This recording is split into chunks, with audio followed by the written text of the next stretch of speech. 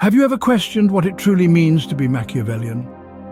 This term, dripping with intrigue, is derived from the name of Italian Renaissance diplomat and writer Niccolò Machiavelli. It's a concept that often conjures images of manipulation, cunning, and deceit, a strategy seemingly fit for a Game of Thrones. But, like the Renaissance art that flourished during Machiavelli's time, it's layered with complexity. However, is it as simple as that? Or is there more to this concept than meets the eye?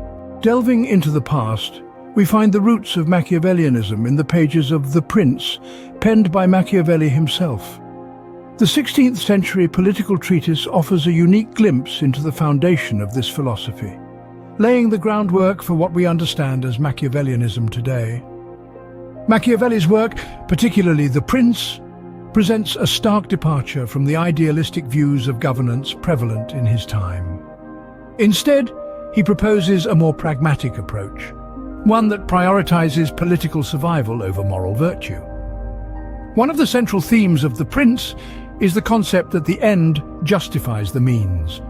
In other words, a ruler should be prepared to employ any tactic necessary to maintain power, even if those tactics are considered immoral or unethical. This maxim, controversial as it may be, has become synonymous with Machiavellian thinking.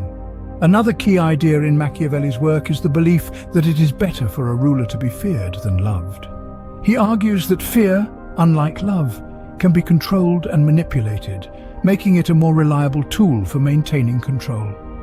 This notion, while unsettling to some, is a fundamental aspect of Machiavellianism. However, it's important to note that Machiavellianism, as derived from The Prince, doesn't explicitly promote unethical behavior.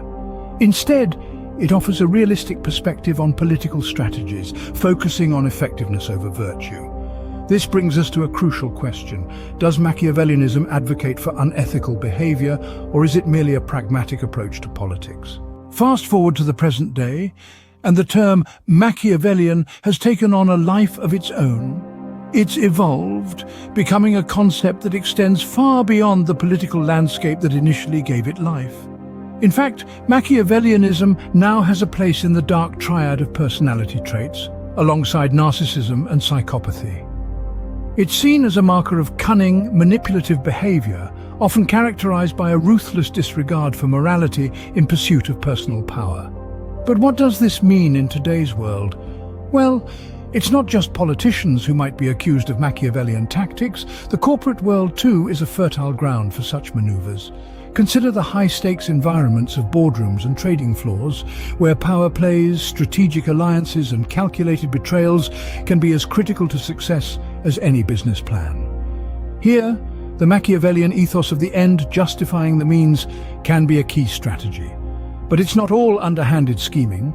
Used judiciously, Machiavellian tactics can also contribute to effective leadership and decision-making, influencing outcomes in ways that benefit an organization as a whole.